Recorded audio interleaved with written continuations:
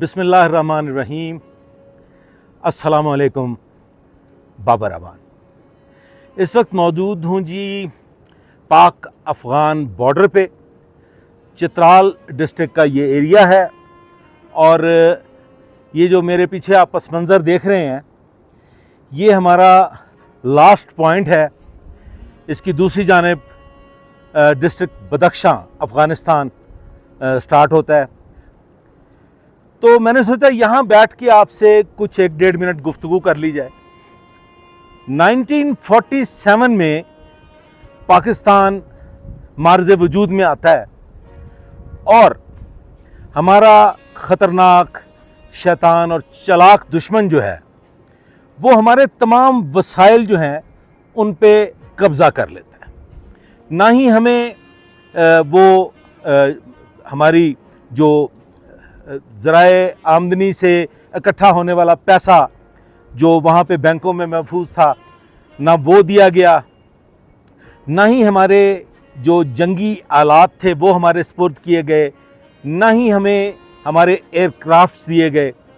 اور شاید آپ لوگوں کے علم میں ہو یا شاید نہ ہو کہ باپو مہاتما گاندھی کو کیوں قتل کیا گیا.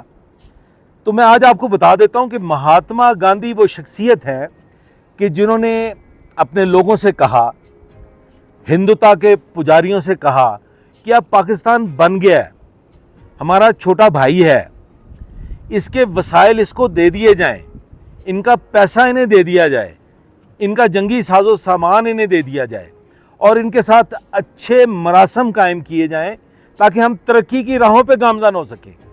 تو اس کے باعث مہاتما گاندھی باپو کو ہندوتا کے پجاریوں نے، ان سفاک بھیڑیوں نے قتل کر دیا.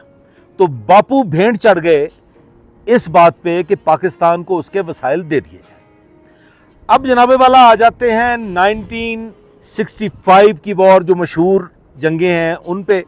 1971 کی وار. پاکستان ابھی پوری طرح سے اپنے پاؤں پہ کھڑا نہیں ہوا تھا. وسائل کی شدید ترین کمی تھی، جنگی آلات کی شدید ترین کمی تھی. اس کے باوجود ہماری افواج جم کے لڑی، ہماری فضائیہ جم کے لڑی. ہم نے تقریباً ہر محاذ پہ ہندوتا کے پجاریوں کو، بھارتی افواج کو ناکوں چنے چبوائے. پھر کارگل آ گیا.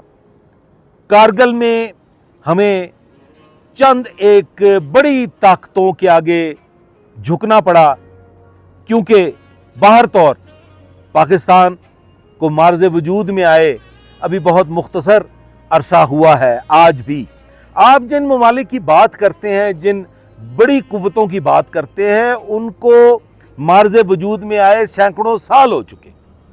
پاکستان ابھی ترقی کی راہوں پہ ہے. پاکستان کو بھی بڑی منزلیں طے کرنی ہیں، بڑے فاصلے طے کرنے ہیں. لیکن ہم کارگل کی جیتی ہوئی جنگ کسی وجہ سے پسپائی اختیار کرنے کے باعث اپنے مقاصد میں کامیاب نہ ہو سکے.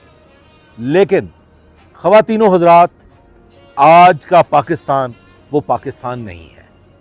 آج کا پاکستان وہ کمزور پاکستان نہیں ہے. 1971 اور پھر کارگل کے بعد پاکستانی افواج نے یہ ٹھان لی، یہ فیصلہ کر لیا کہ اب چاہے ماں روٹھے یا بابا، ہم نے تو اپنی جو جنگی قوت ہے، اپنی سرحدوں کی حفاظت کے لیے ہر وہ ذرائع حاصل کرنے ہیں کہ دشمن ہماری جانب میلی آنکھ سے نہ دیکھ سکے. تو خواتین و حضرات، 2025 کی پاک بھارت جنگ کچھ لوگ کہتے ہوئے سنے گئے کہ جی بری فوج نے، پیدل تو ہم نے کوئی مارکا نہیں کیا، پیدل تو ہم نہیں گھسے. جدید دور ہے، اب ایئر کرافٹس کی اور میزائلوں کی جنگ ہے، اب ڈرونز کی جنگ ہے. ہم نے भारत को ये बता दिया। हमने 1947 से लेके 2025 तक के तमाम मामलात का उधार चुका दिया। हम भले इंतहाई बदहाली का शिकार हुए, हम बैरूनी कर्जों के बोझ तले दब गए, लेकिन हमने ये फैसला किया कि अपने चालाक, सफाक और मक्कार दुश्मन को ये बताना है कि जब हौसलों के साथ, जब कुव्वत के साथ, जब जज्बा ईमानी के साथ जदीद हथियार और जदीद टेक्नोलॉजी शामिल हो जाए तो फिर 7 हवाई जहाज गिर जाया करते हैं, फिर राफेल बुरी तरह से नाकाम हो जाया करते हैं। पाकिस्तान ने यह साबित कर दिया कि हम नगुफ्ताबे हालात के बावजूद आज एक सीसा पिलाई हुई दीवार की तरह अपने मक्कार दुश्मन के सामने खड़े हैं।